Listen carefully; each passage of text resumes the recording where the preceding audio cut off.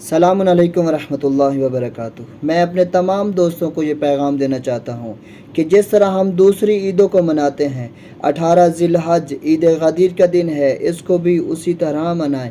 بلکہ میں تو یوں کہوں گا کہ اس عید کو آپ دوسری عیدوں سے بھی اچھے انداز میں منائیں، تاکہ لوگوں کو پتہ چلے کہ یہ دن کون سا ہے۔ وہ دن ہے جس دن رسول خدا نے اپنے بھائی امیر المومنین علی بن ابی طالب کا ہاتھ بلند کر کے میدان غدیر خم میں لوگوں کو بتا دیا، من کنت مولاہ فہذا علی مولا۔ فرمایا جس جس کا میں مولا ہوں اس کا علی ہے۔